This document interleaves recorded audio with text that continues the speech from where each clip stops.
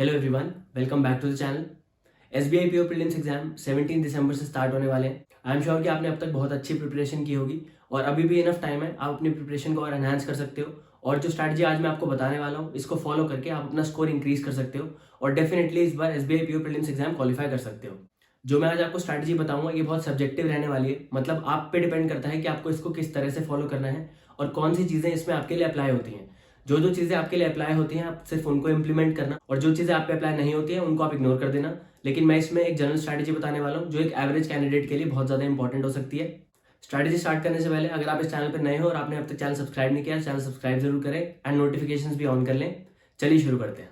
हमें basically SBI PO prelims exam qualify करना है, मतलब अगर कट ऑफ भी क्लियर हो गई तो हमारा काम हो जाएगा। अब इसमें मैं दो चीज़ें डिवाइड कर लेता हूँ। सबसे पहले तो एक तो वो टॉपिक्स हो गए जिनमें आप स्ट्रांग हो और एक वो टॉपिक्स हो गए जिनमें आप वीक हो। स्ट्रॉन्ग टॉपिक्स में मैं काउंट कर रहा हूँ मिसलेनियस टॉपिक्स तीनों सेक्शन के, मतलब रीजनिंग में इनइक्वालिटी, सिलॉग्स, प्रेडिलेशन, डायरेक्शन सेंस, और क्वांट्स में approximation, number series, quadratic equation. ऐसे ही इंग्लिश में भी कोई भी दो टॉपिक्स ऐसे हो सकते हैं जो आपके स्ट्रॉन्ग हो सकते हैं। मैं इन मिसलेनियस टॉपिक्स की बात सबसे पहले इसीलिए कर रहा हूँ क्योंकि ये इजी टू स्कोर होते हैं। अगर आप रीजनिंग में भी देखोगे, क्वांट्स में भी देखोगे और इंग्लिश में भी देखोगे, तीनों सेक्शन में एटलीस्ट 10 मार्क्स के ऐसे क्वेश्चन आते हैं जो इजी टू सॉल्व होते हैं, जो इन मिसलेनियस टॉपिक से होते हैं। और अगर आप ये मिसलेनियस टॉपिक्स अच्छे से करके जाओगे तो एटलीस्ट आप 30 मार्क्स पक्के कर लोगे, 10-10 मार्क्स तीनों सेक्शन में। तो इस तरह से आपके 30 मार्क्स पूरे हो जाएंगे। मैंने आपको टॉपिक्स बता दिए हैं, रीजनिंग में भी, कॉन्ट्स में भी और इंग्लिश में भी। अब आपको ये चीज फिक्स करनी है कि ये जो मिसलेनियस टॉपिक्स हैं ये आपके एकदम पक्के हो जाएं।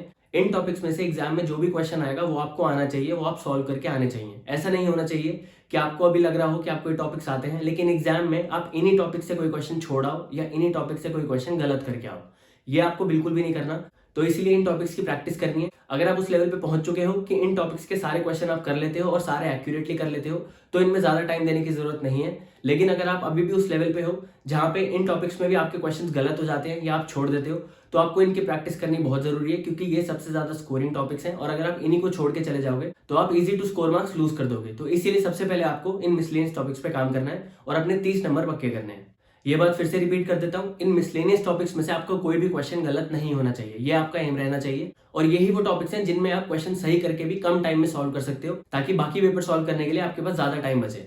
जब आप इस लेवल पे पहुंच जाओगे कि आपके 30 मार्क्स पक्के हो रहे हैं इन मिसलेनियस टॉपिक से, इसके बाद हम देखेंगे कि बाकी टॉपिक्स क्या क्या आते हैं एग्जाम में। अगर हम रीजनिंग की बात करें तो आपके 4 सेट आएंगे, मतलब 2 पजल, 2 सीटिंग अरेंजमेंट हो सकते हैं। कॉर्ड्स में भी आपके 10 से 15 क्वेश्चन डीआई के आ सकते हैं और बाकी क्वेश्चन अरिथमेटिक के आ सकते हैं। तो ये भी इंपॉर्टेंट टॉपिक्स हो गए। और इंग्लिश में भी आपकी आरसी हो गई और बाकी मिसलेनियस टॉपिक्स हो गए। तो अब आपको इन टॉपिक्स पे फोकस करना है। मतलब अगर हम रीजनिंग की बात करें तो रीजनिंग में 2 सीटिंग अरेंजमेंट आएगी, 2 पजल आएंगी, ये हम मान के चलते हैं। इन 4 सेट में से एटलीस्ट 2 सेट ऐसे होते हैं जो इजी होते हैं, जो डुएबल होते हैं। तो आपको ये 2 सेट पक्के करने हैं। ऐसे ही कॉन्ट्स में भी अगर 2 डीआई आ रही है तो 2 डीआई में से 1 डीआई इजी होगी, डुएबल होगी।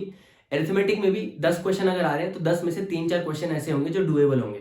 हो सकता है दोनों डीआई इजी हो। तो इस तरह से आपको अपनी प्रिपरेशन कंटिन्यू करनी है कि जिससे कि जो आपके इजी क्वेश्चंस हैं एग्जाम में जो आएंगे वो आप कर पाओ। सिमिलरली इंग्लिश में भी जब आपने 10 क्वेश्चन मिसलेनियस टॉपिक्स के कर लिए तो उसके बाद या तो आपकी आरसी अच्छी होनी चाहिए या फिर जो आपके बाकी टॉपिक्स है मिसलेनियस में वो अच्छे होने चाहिए। तो ये एक बहुत सब्जेक्टिव चीज है, डिपेंड करता है कि आपका कौन सा टॉपिक स्ट्रॉन्ग है, उस हिसाब से आपको स्ट्रॉन्ग टॉपिक्स पक्के करने हैं। जैसे हमने पहले 30 मार्क्स पक्के कर लिए थे, इस तरह से जब हम रीजनिंग के 2 सेट कर लेंगे और मैथ्स के 2 सेट कर लेंगे, इंग्लिश के भी 10 क्वेश्चन और कर लेंगे तो आपके टोटल 30 और मार्क्स ऐड हो जाएंगे, मतलब कि 60 मार्क्स आपके टोटल हो जाएंगे। टॉपिक्स को डिवाइड करके अगर आप मार्क्स कैलकुलेट करोगे तो ही आपको थोड़ा इजी लगेगा। ऐसे अगर आप सोचोगे कि मुझे 60-70 नंबर लाने हैं 100 में से तो आपको टफ लग सकता है। इसलिए मैं बोल रहा हूँ इसको डिवाइड करके चलना। सबसे पहले 30 मार्क्स पे ध्यान देना है मिसलेनियस टॉपिक्स के, उसके बाद बाकी 30 मार्क्स पे ध्यान देना है। और ऐसा नहीं है कि सिर्फ इतने पे रुक जाना है, इससे ज्यादा आप जितने भी क्वेश्चन कर पाओ वो बहुत अच्छी बात हो जाएगी। लेकिन अगर आप इतने अटेम्प्ट्स पक्का रखोगे तो आप एक सेफ साइड पे आ जाओगे। बहुत सारे लोग ऐसे भी हो सकते हैं जिनको इंग्लिश में समझ नहीं आएगा कि कौन से टॉपिक्स उनके स्ट्रॉन्ग है, कौन से वीक है। तो आप लोगों के लिए मैं आपको यही रिकमेंड करूंगा कि आप सेक्शनल टेस्ट लगाओ। इंग्लिश के हर रोज 2 सेक्शन टेस्ट लगाओ, उससे आपको पता चल जाएगा कि कौन से टॉपिक्स आपके स्ट्रॉन्ग है। हो सकता है कि आपको दिख जाए कि आप सारे टेस्ट में पैराजम्बल गलत करते हो या आप सारे टेस्ट में क्लोज टेस्ट गलत करते हो, तो आपको पता चल जाएगा कि ये टॉपिक्स आप अवॉइड करो तो ज्यादा अच्छा है। इसके अलावा बाकी चीजें जो ठीक करते हो आपको उन पे ज्यादा ध्यान देना है। जब आपके 20 नंबर ऑलरेडी फिक्स हो जाए, आपको कॉन्फिडेंस आ जाए कि आप 20 नंबर तो एटलीस्ट स्कोर कर ही लोगे, उसके बाद आप बाकी टॉपिक्स पे ध्यान दे सकते हो। अब बात कर लेते हैं वीक एरियाज की। तो आप में से बहुत सारे लोगों के वीक टॉपिक्स होंगे, कुछ लोग ऐसे भी होंगे जिनके तीनों सेक्शन में कोई ना कोई टॉपिक वीक होगा। आपको क्या करना है, आपसे लेके एग्जाम डे तक आपको हर रोज 1 घंटा देना है अपने वीक टॉपिक्स को। अगर आपके तीनों सेक्शन में एक टॉपिक वीक है तो तीनों सेक्शन को 1-1 घंटा अलग से देना है। फॉर एग्जाम्पल रीजनिंग में आपको पजल में दिक्कत आती है तो आपको ऐसा नहीं करना कि आप सारे टाइप की पजल एक ही बार में ठीक करने की कोशिश करो। एक पर्टिकुलर टाइप की पजल उठाना, उसका कंसेप्ट सीखना, उसकी प्रैक्टिस करना, पहले उस पर्टिकुलर टाइप की पजल को स्ट्रॉन्ग करने की कोशिश करना। ऐसे करके ही आपको एक एक टॉपिक करके स्ट्रॉन्ग करते जाना है। एक साथ अगर आप सारे वीक एरियाज उठाओगे तो बहुत कम चांसेस है कि आप किसी में भी बहुत अच्छे स्ट्रॉन्ग हो पाओगे।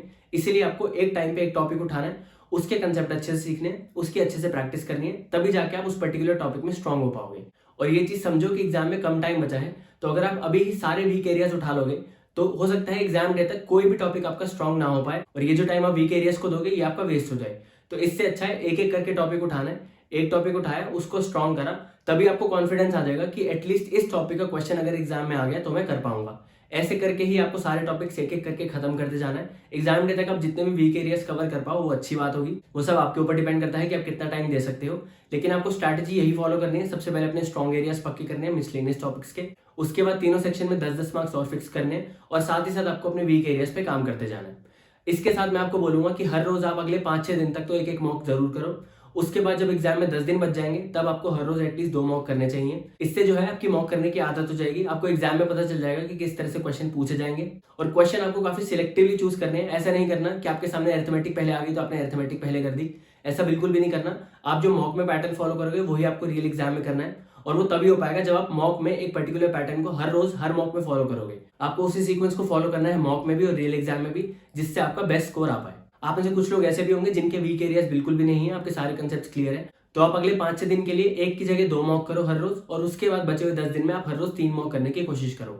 और जब मॉक करोगे उसका एनालिसिस करना भी उतना ही ज्यादा इंपॉर्टेंट है, तभी आपको पता चलेगा कि आप कहाँ कहाँ पे गलतियां कर रहे हो, कहाँ कहाँ पे आप इंप्रूव कर सकते हो और कौन से ऐसे टॉपिक्स हैं जो काफी स्कोरिंग है लेकिन आप मॉक में वो अटेम्प्ट नहीं कर रहे हो उन क्वेश्चंस को।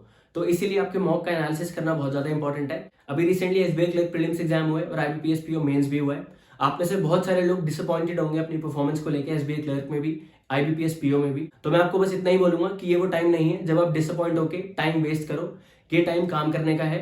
जो एग्जाम जा चुके हैं उनके बारे में सोच के टाइम वेस्ट करने का कोई फायदा नहीं है। इस टाइम को यूज करो और ज्यादा हार्डवर्क करो और ज्यादा मेहनत करो। जो स्ट्रैटेजी मैंने आपको बताई है इसको फॉलो करो और आप इस बार एसबीआई पीओ का प्रीलिम्स एग्जाम डेफिनेटली क्वालिफाई कर पाओगे। आई होप आपको ये वीडियो अच्छी लगी होगी। जाते जाते वीडियो को लाइक जरूर करें, शेयर करें और अगर चैनल अब तक सब्सक्राइब नहीं किया है चैनल सब्सक्राइब जरूर करें। Thank you so much.